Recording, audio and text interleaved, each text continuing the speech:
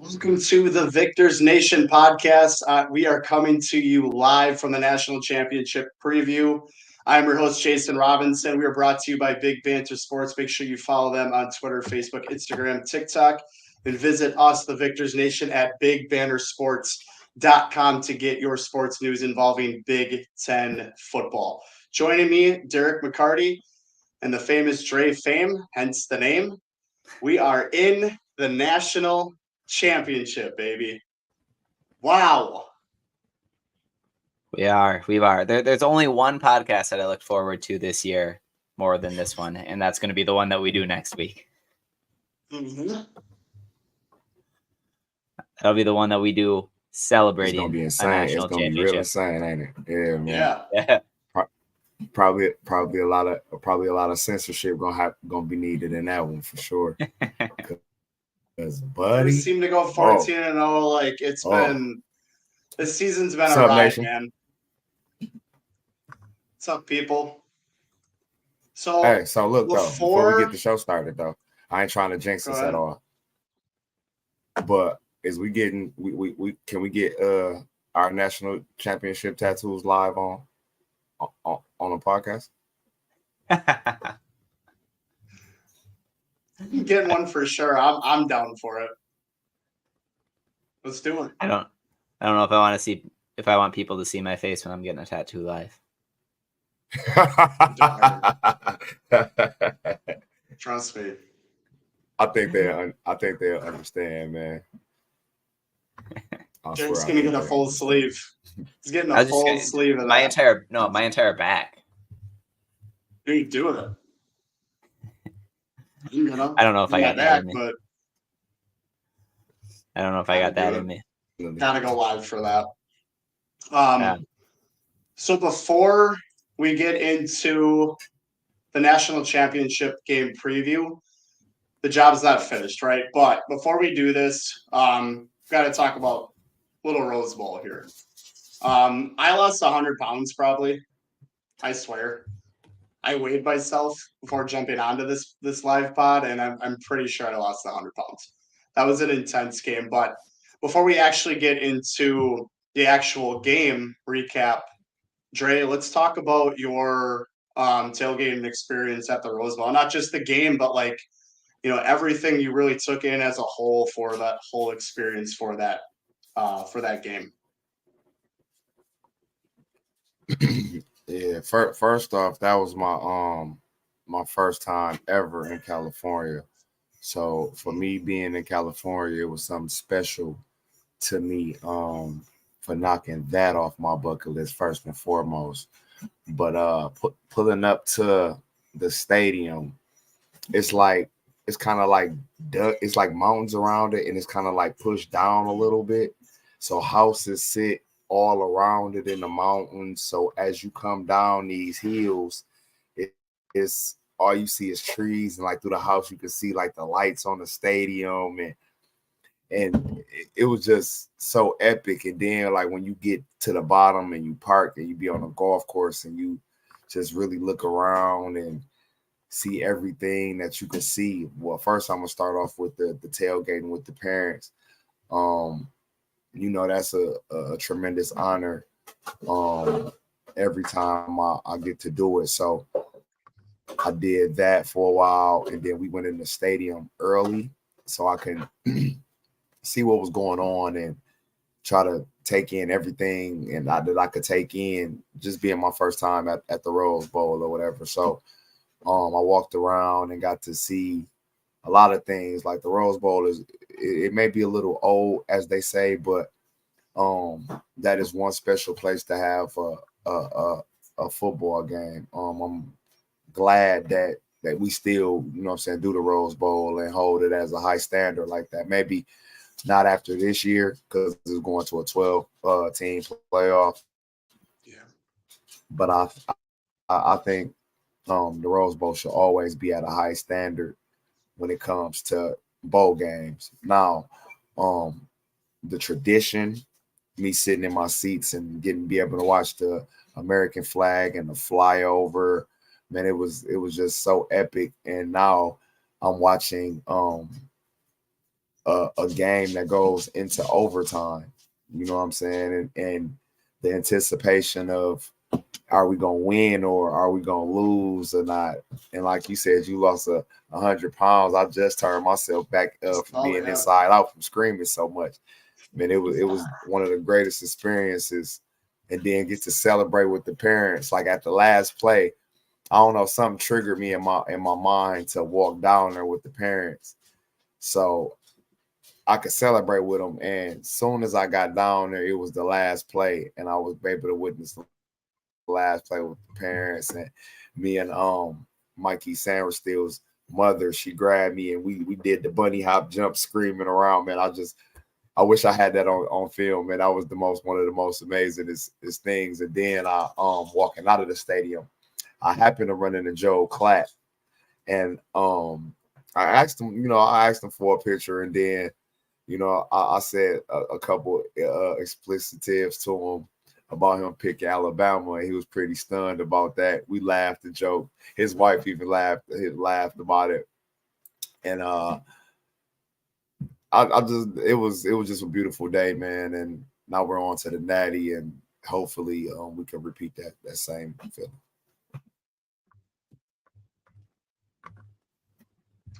Yeah, it was. I imagine it. I saw some of the pictures from the game, and it looked like the setting behind the game. Man, it was just something else. It was, man, at the beginning of the fourth quarter, like maybe like the end of the third, beginning of the fourth, the sun setting, and you watching how out of the sunset and the lights come on, and it was so amazing, man. Like I wish everybody could have been there to experience that one time, man. It was great, man. Like I wish the game was tomorrow so I could relive it one more time, but it's Natty time, so on to the next big. It's the big boy show now. It's staged, yeah.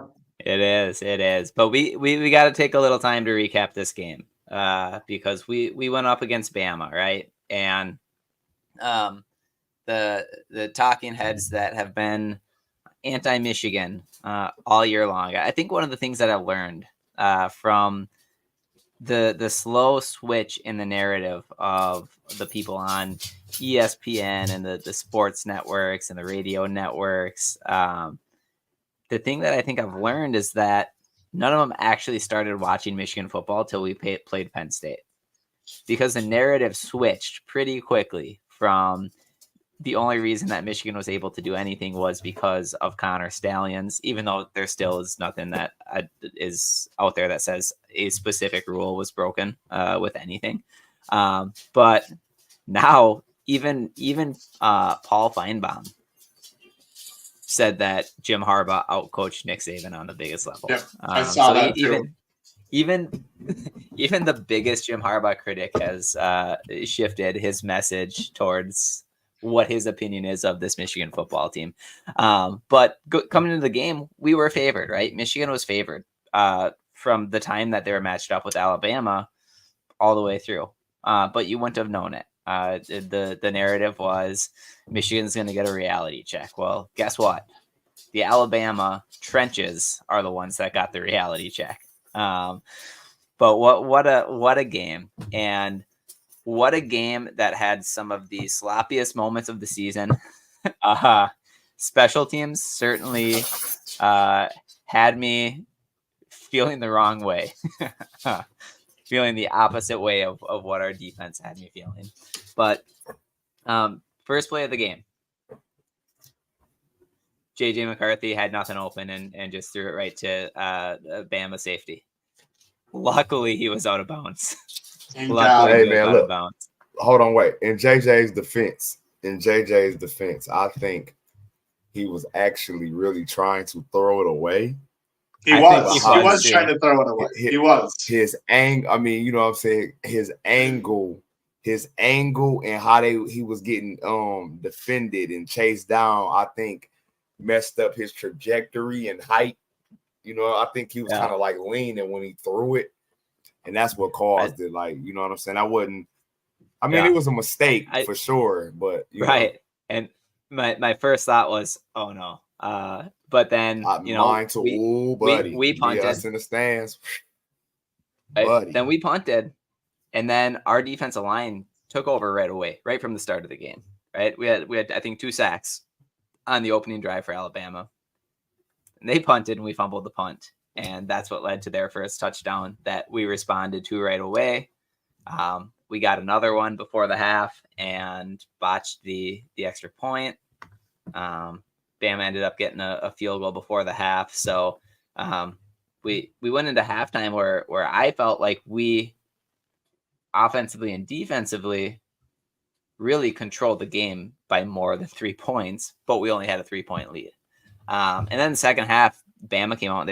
Bama played pretty good football. Bama's defense adjusted pretty well to what we were doing offensively in the second half, and our defense didn't slow down at all. I mean, we had 5 sacks in the first half. I think we only got one more technical sack, but there was a couple big negative plays that were created because of what our defensive line was doing, particularly to the center. There's a lot of bad snaps on Bama's side of the ball.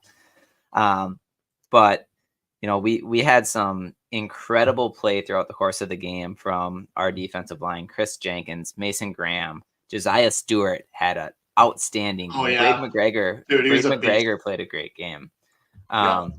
But our secondary, so Will Johnson was, I think, targeted twice, no receptions, completely shut down the portion of the field that he was on.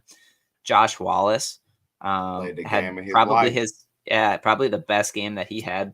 Yeah, his game in his life as a Michigan man. Keon Sabb, I think a play that maybe I don't see get talked about enough is we came on a corner blitz, and Jalen Miller saw what we were doing, and threw right where the corner was blitzing from, and Keon Sabb rolled down and made an open field tackle. And there was no, if he doesn't make that tackle, there's nobody there. And I don't know if you remember the TCU game last year. I was just thinking that. And no safety rolled down from it, and TCU scored a long touchdown on that play. That's one. Isn't that Quentin Johnson? Quentin Johnson, yes, sir. He can't catch the ball anymore, though. We know that. But I mean, the rest of the game, the story wrote itself, right? Our defense kept us around. Bama ended up getting up 7, and that's where our offense had the drive of the season, right? To go, and even though Roman Wilson, come on, my man, can't throw a block in the back in that situation. Even though there was still a couple mistakes, he made up for it by 2 big receptions, including the game tying touchdown. The JJ, and then that crazy pass, like leaning back, like that was insane. And hell of a catch too off the tip, as well from Roro. I'm so glad that JJ one-handed that and was able to get it up. Oh my God, y'all just don't understand that. I'm trying to tell you, there's no way he's getting this ball off, but wow, what a throw and catch! That was awesome. I'm like, oh my God, no! And then the reverse with Quorum to JJ. Oh yeah, the flea flicker. And he jumped back too far. I was like, no, because man, if he hits, it was open. Quorum was open. Yeah, he was, but I mean that Quorum had that blitz to pick up too, like right away as soon as he got that ball. Bro, listen, bro. What's the name was so open. He was throwing that. He could have just threw that, and it was he didn't have to have no accuracy, bro. I could have threw that, and it would have been wide. Yeah, that was easily 35, 40 yards, or that could have been to the crib. You know what I'm saying? Because it was nobody really around him for yards. Yeah, it was open. It was open for sure. Another shout out that I want to give to somebody that probably played the game of their life was Trente Jones. Trente Jones stepping in at right tackle with Carson Barnhart, who also played a phenomenal game. I was just about to say Carson too. Yeah, yes, but he played a real great game. But Trente Jones, man, that guy was rock solid. That was phenomenal. And then once we got to overtime, Blake Corum just doing Blake Corum things and officially get himself to number one, the all-time leading all-time 56 rushing touchdown leader touchdowns. at Michigan. And he deserves it, man. What he was making on that 2nd and 2 in OT was just, for him to get in the end zone on that was insane. Insane. Yeah, that cut was incredible. That vision was incredible. Carson Barnhart with a block to clear the way.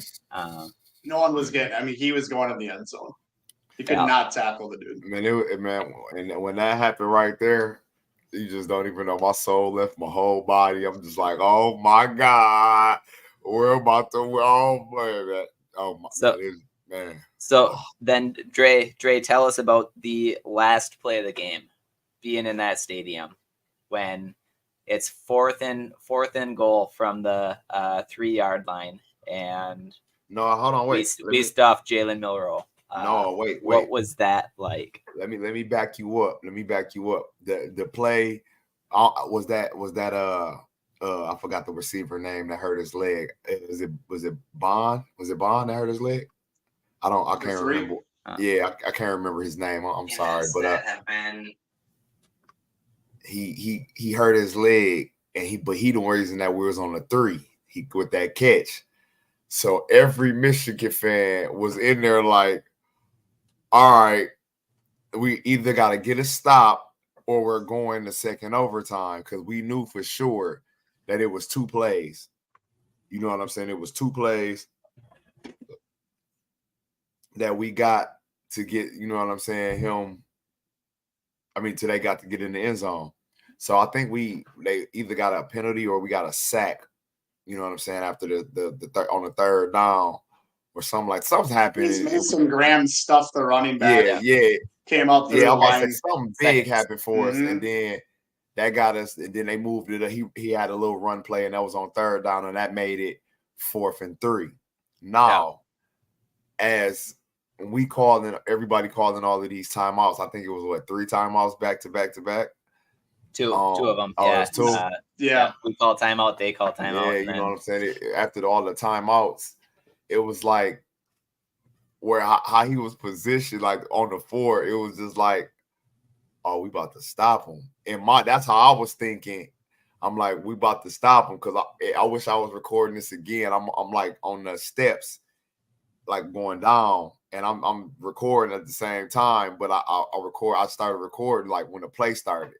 So I just said it. I'm like, man, we about to stop him, because I'm like, Jalen, he about to get the ball. We're about to stop him. But I'm thinking again, like, all right, they gonna do some little trick play, and then my man gonna be open in the end zone, and that's gonna be we going to second overtime. So I was thinking both of those scenarios can happen. We stop him, man, and oh my God, if you see, man, it was just like,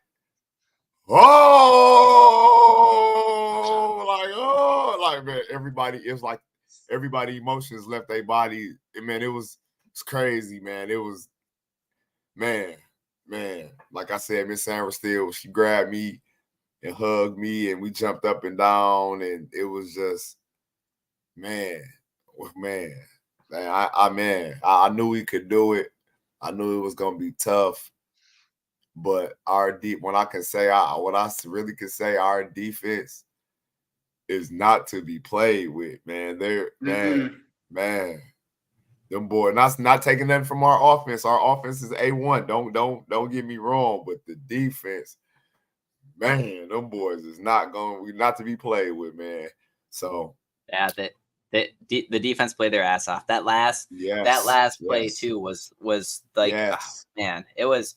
We had pressure coming from Barrett on the left side and from Mikey Sainer still on the right side. Yep. Yeah.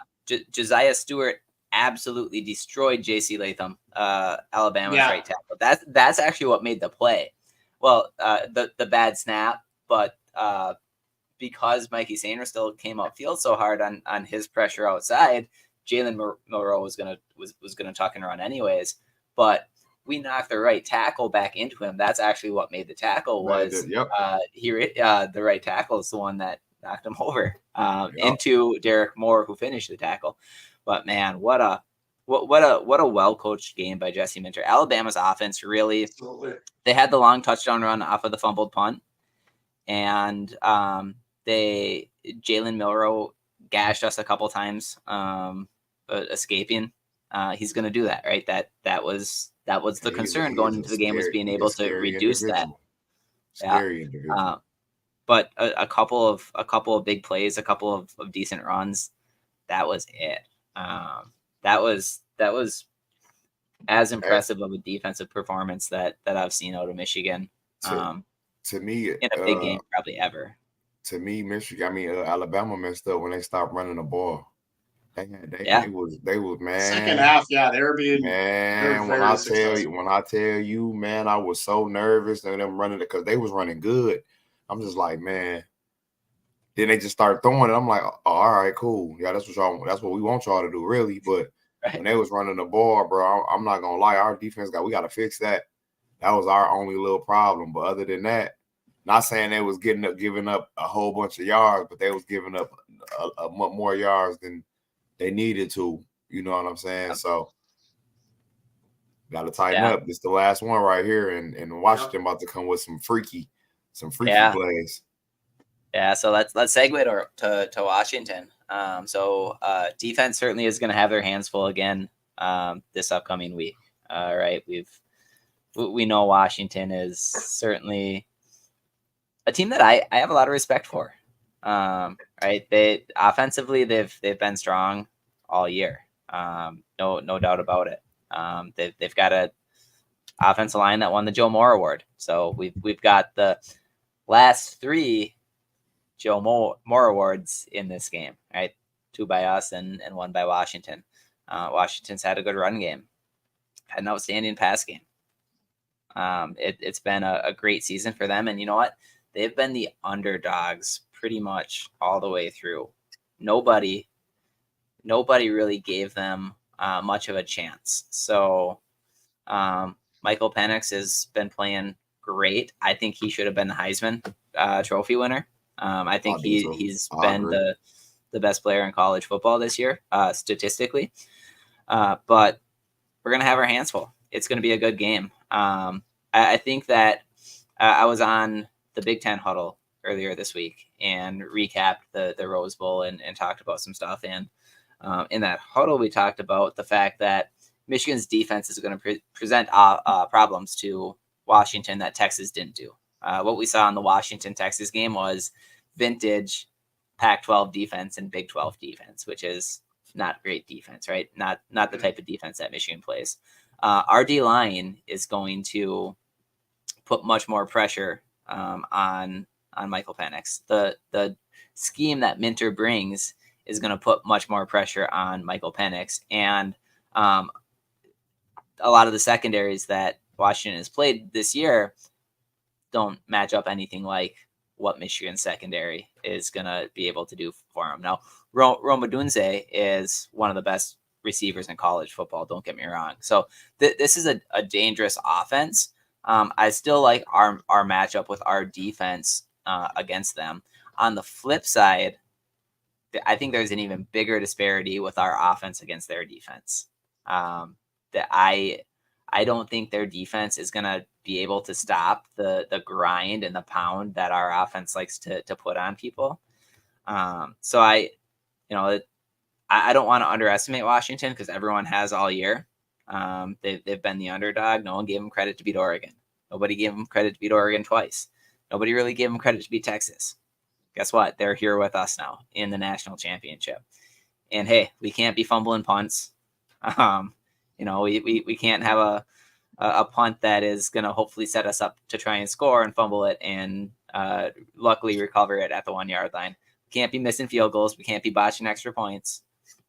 We've got to clean up some of the mistakes that came because any given week, we've talked about it all year, and any given week, anybody can win. So we might feel like we have the better of the matchups, but at the end of the day, it's going to be who makes the plays when they're there to be made, who avoids the mistakes, who avoids the penalties, and when the clock ticks down to 0, who's got the most points on the board. So, Jason, let's start with you.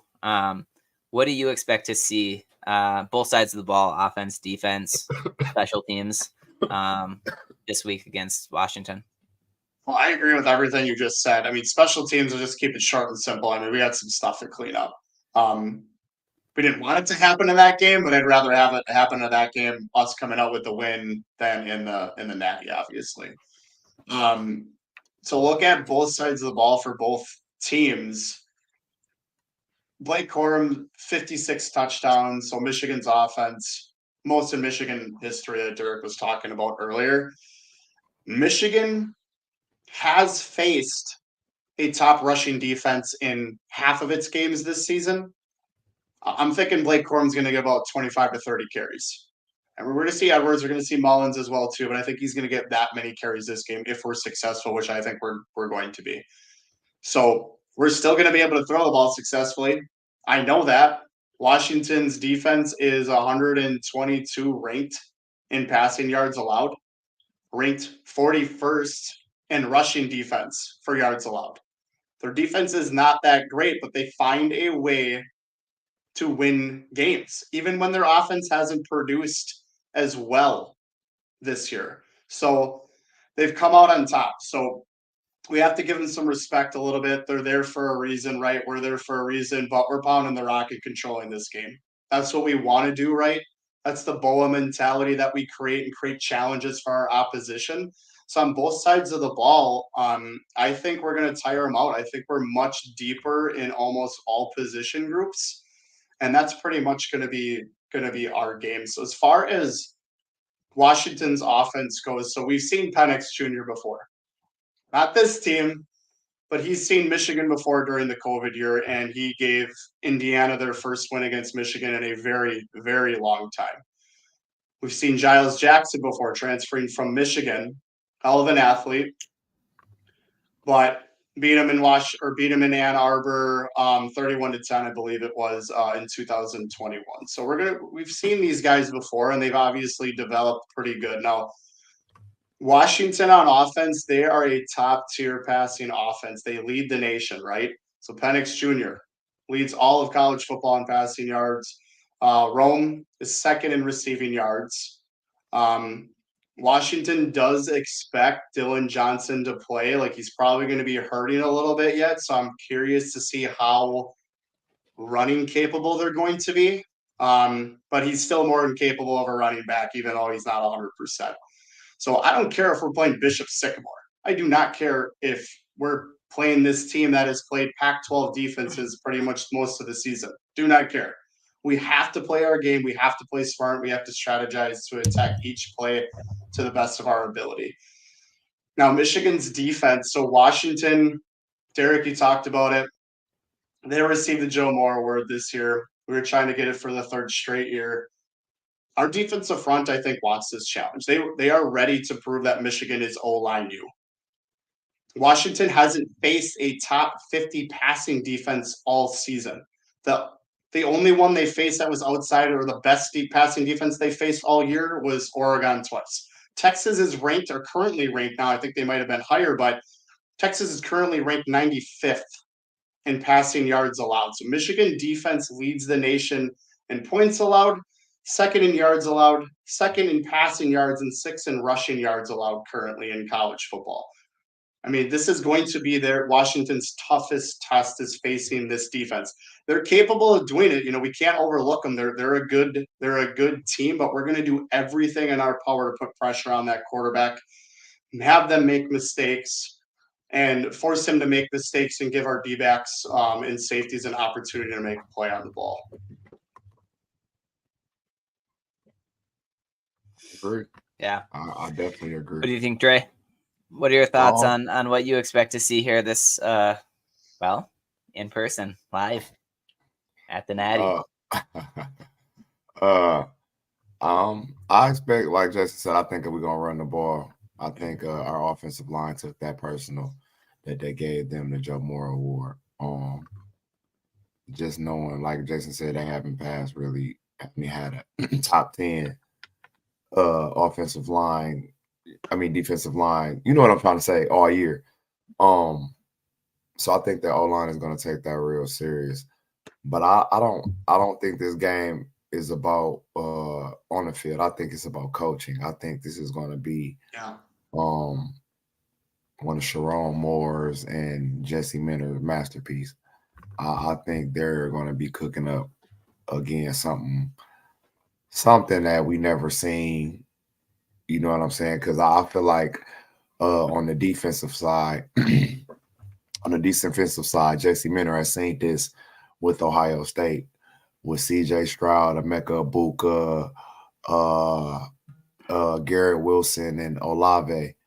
So I think he's gonna attack it and prepare like that. I mean, granted, they're both not the same players, but you know what I'm saying. That three-headed monster with a great quarterback. I think Jesse Minter is used to that. So, I think that's what they brung him here for. You know what I mean? So I think he's going to be ready for it, and I don't think Washington will be able to. I ain't gonna say move the ball because they hit us with freaky. They hit us hit college football with some freaky plays, and they be moving the ball. So I could say they move the ball from the 10 to the 10, but I don't see them really up and down, and it's like people think they will. And as far as our offense is capable of doing anything, man. It's me just going to game after game after game, man. I've seen our offense be a passing offense one week, running offense the next. You know what I'm saying? We hit people with reverses and all. I mean, it's just our offense is so diverse. We have so many playmakers and a veteran group. So I think our offense could do whatever, really, you know what I'm saying, and it's capable of doing to win the game. Because to be honest, this year, would you say running was our identity? I don't think we could say running is our identity this year. You know what I'm saying? It started off trying to be, but JJ got more involved, and you know what I'm saying. They put the little more work on his shoulders this year. So I think it was a little more balanced. Mm-hmm. And I'm just at a loss for words about this. We are in the Natty, boys. Like I know, man. We talked about it's this. Crazy. Man. We've talked about a little bit of destiny here too, and I'm one to believe in all that stuff. So this is a future rematch at Washington next year, them joining the Big Ten. I also stated last spot. So last time the Lions won the division, we won the Rose Bowl in '93 against Washington. Last time we beat Blow Isle 3 years in a row, we won the national championship. We've done that this year in '90, and we did that in the championship in '97. So history repeats itself.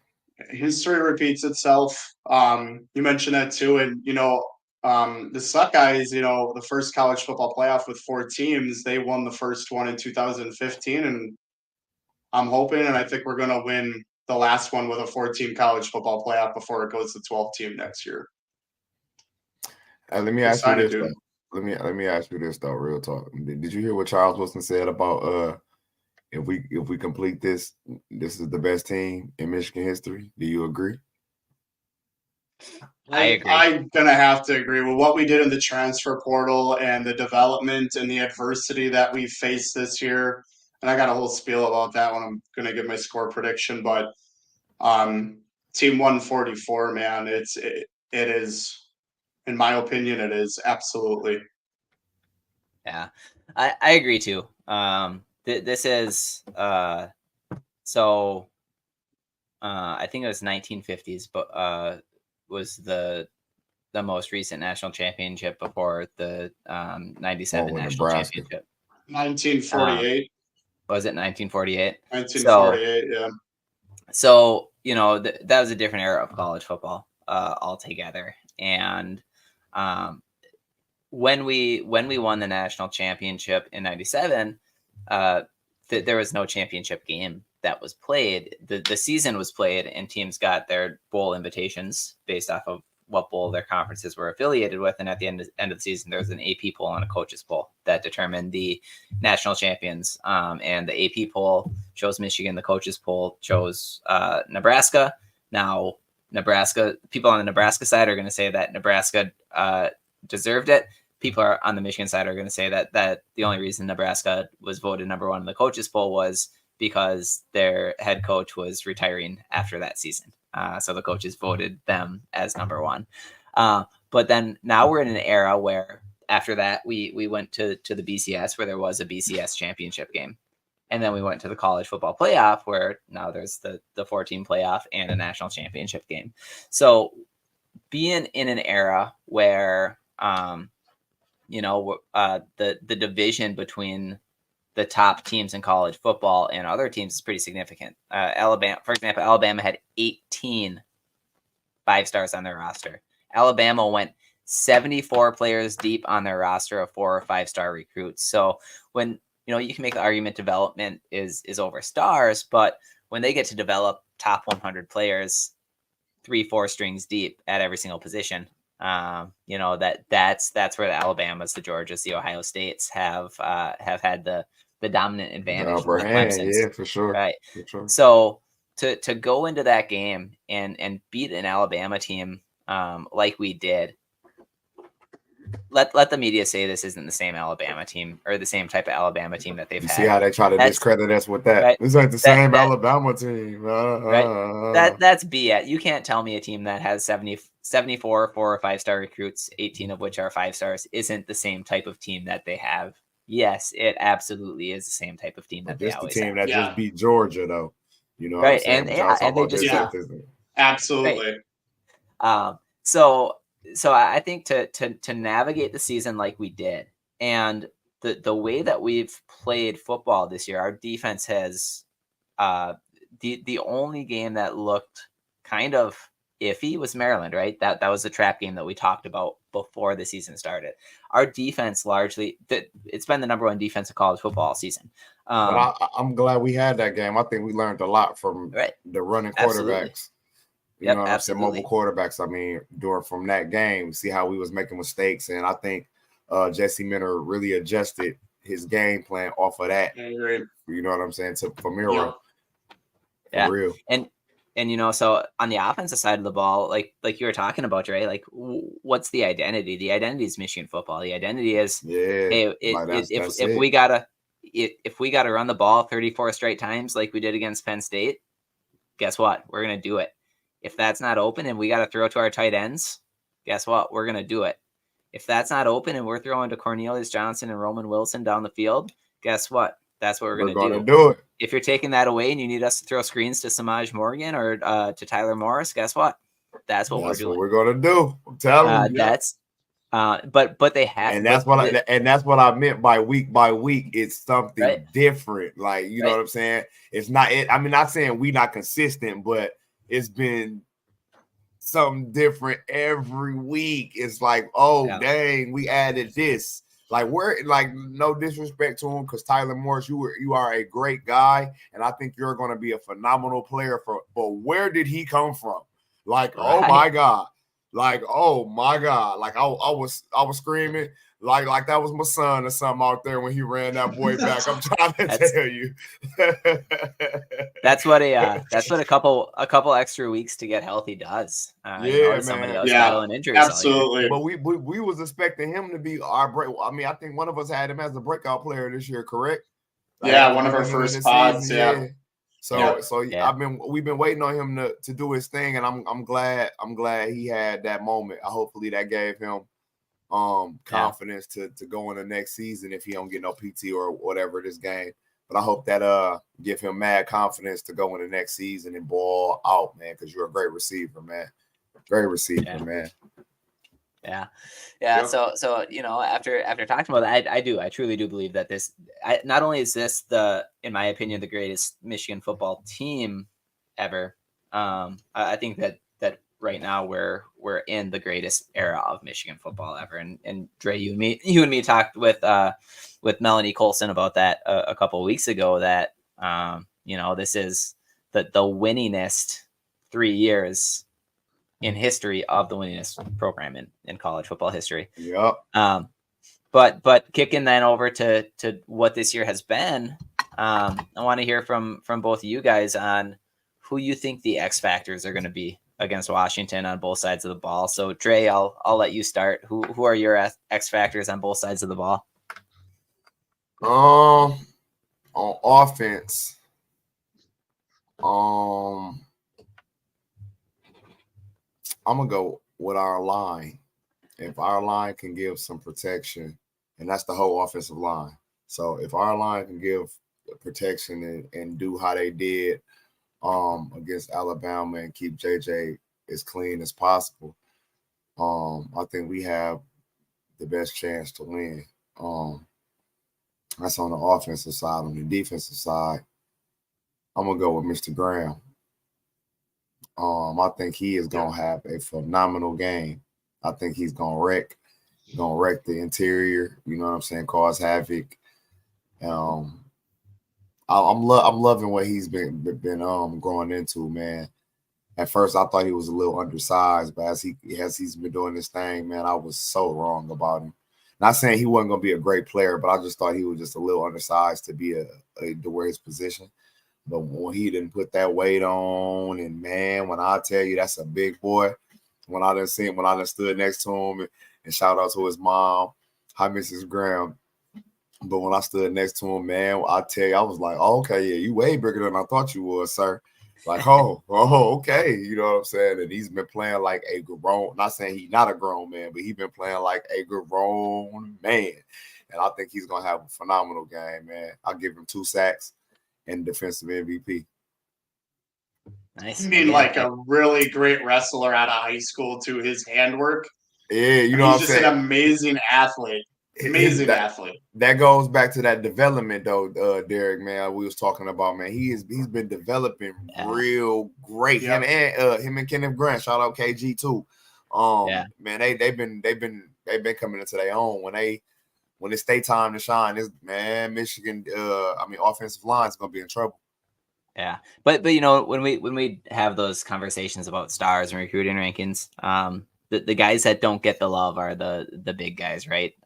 The guys that get the star recognition that you know, you'll have a couple linemen on both sides of the balls. Mostly it's edge rushers on defense, but those grinders, right. So 5 stars are typically going to what? Quarterbacks, receivers, couple linebackers, maybe a couple edge rushers, defensive backs, maybe a running back here and there. They're not showing love to the Kenneth Grants or the Mason Grahams, right? And those guys, it comes from here, right? It comes from the heart that they put in the game, and then they go to someone like Ben Herbert, and Ben Herbert says, "Guess what? You're gonna go dominate." Turns them into beasts. Been doing a great job. I'm telling you, man. I know. I wish we could just keep them forever. Yeah, man. Like I wish we could just build an all-star lineup with Michigan. Great, man. Oh my God, like man, Michigan. Yeah. I love what we've been becoming. Man, this culture is everything, man, and hopefully it continues for years to come because this is fun to watch, fun to be a part of. Like as a fan base, like I know. It's just been fun to be a part of, man. Seeing the boys grow up and dominate, and like Derek said, it's the winningest time in Michigan history. It's just a great place to be right now. And now, like we're going to the Natty with a chance to do it for the first time in what y'all say 48 or 68, something like that. What 48? Yeah, 40, you know what I'm saying? Like our own national title, we don't gotta share it. You know what I'm saying? So, and then like our first time doing it in the college football playoff era. I mean, it's great, man. It's great. I'm lost for words for for sure. Same. For sure, Jason. Who are your X factors? So I mean, we're in the Natty, right? We're in the ship. So. Ship. Everyone has to be an X factor in this game. But I on offense, I agree. I mean, everyone's got to do their part, and special teams has some things to clean up too. But mine's got to be Blake on offense. We got to be able to have a type of bull constrictor game, and our offensive line is going to be able to do it. And the cuts that he's making right now, the cuts he made his whole career under the winged helmet, has been phenomenal. But Blake has to be my X factor on offense. He's going to be able to make plays. Got to get him more touchdowns, right? He can't just end his career at 56. But Michigan defense on that side of the ball, it's got to be that whole defensive front. And you think I would say the secondary because of the type of receivers that Washington has. And that is true. That has to be an X factor, and everyone's got to be involved. But that defensive front, if they can play a game like they did against Alabama and just cause havoc, and for Penix to stay in the pocket, and if we're putting a pass rush over that job this year, it's going to cause a lot of problems, and it's going to be able to make our secondary, our safeties, our defensive backs actually make a play on the ball off of that mistake. So it has to be that whole defensive front. What do you got, Derek?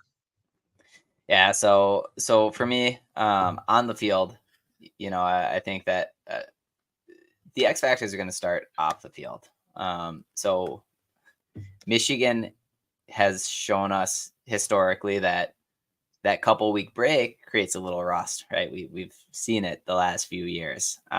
They typically look pretty sharp when they go week to week, when they have a week to prepare, when they get to celebrate their game, then lock into the next game. So I think some of that rust that we saw with fumbled punts and some of the stuff that we saw early with the sloppy play here and there, I think that we're not going to see that as much. At least I hope we're not going to see that as much.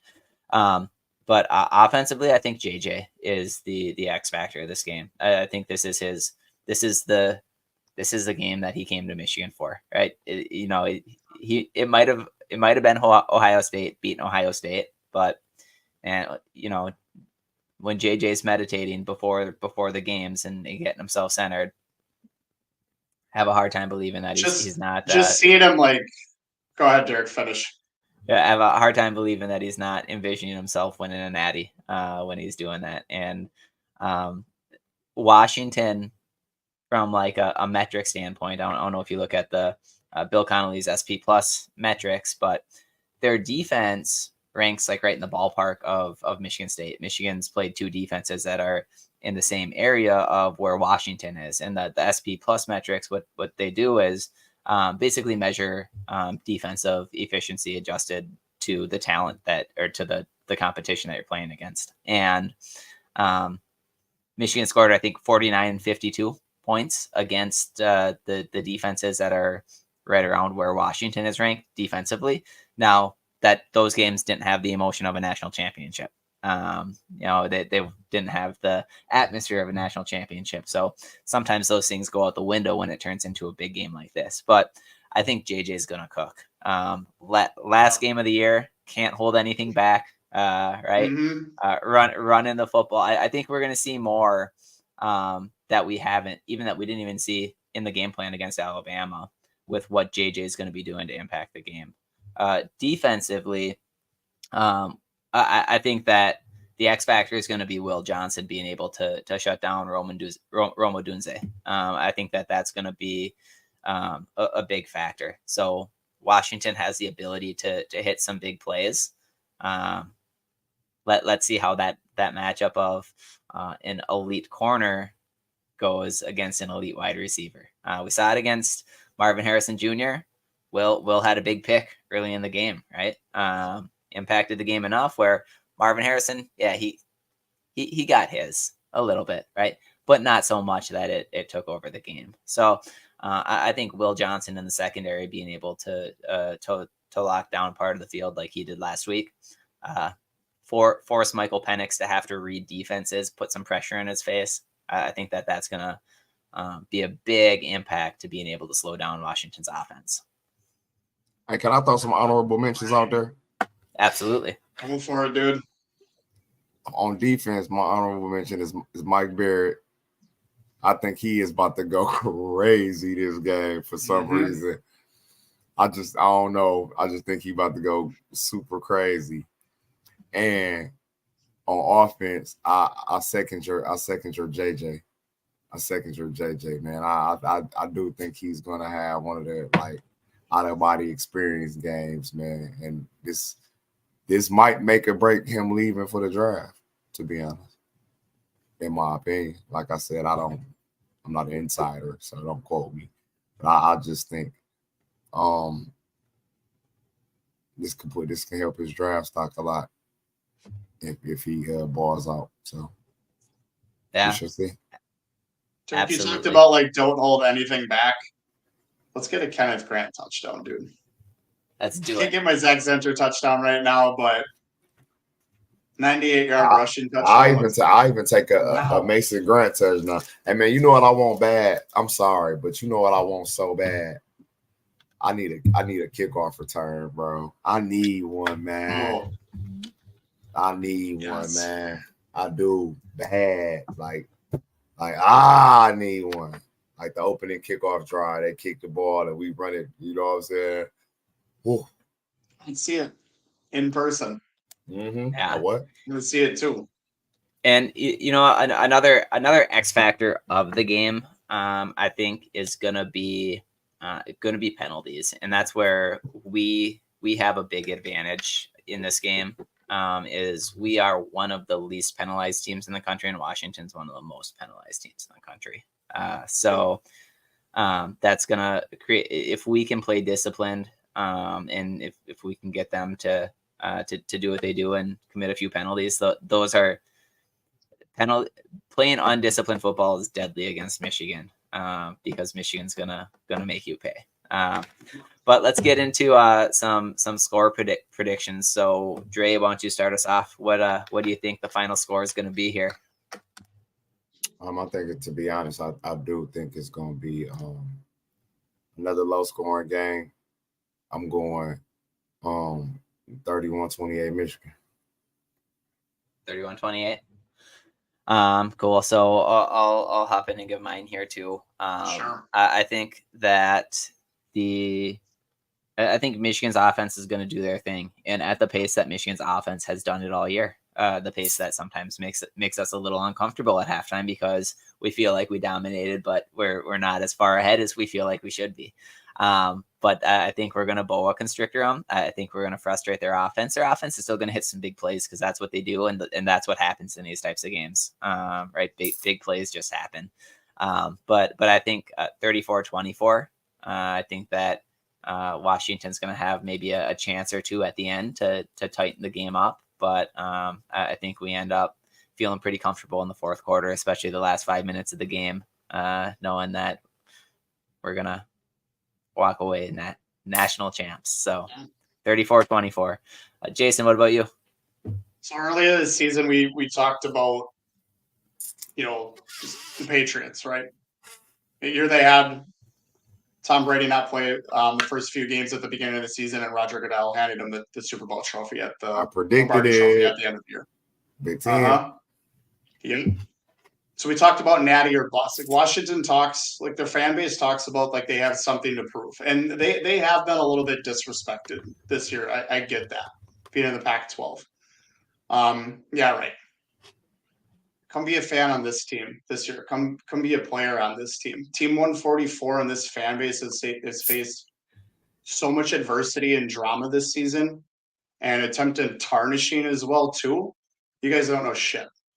So we play like underdogs every game, and that is added fuel to the fire. We have something to prove. We're the ones that have a chip on our shoulders, not them. And we're going to play like it too. And we're going to come for them. So they can't put this show on against this team. Not anymore. It's not going to happen. There's one more game left. That's going to decide everything. And like I said, go ahead.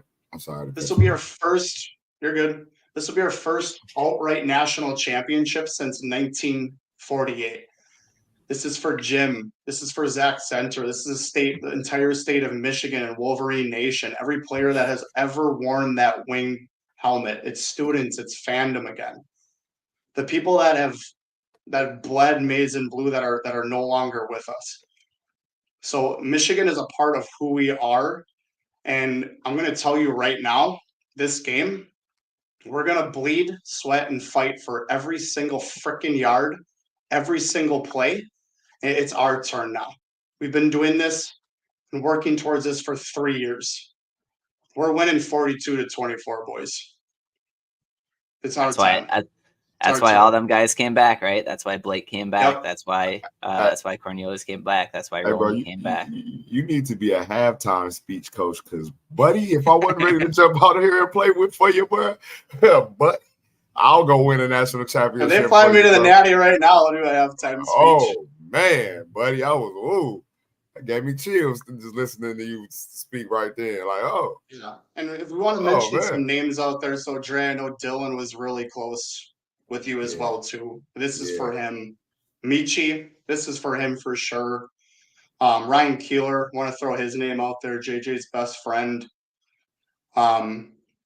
This is for all them, guys. We got this. I agree. Yeah. And you know what?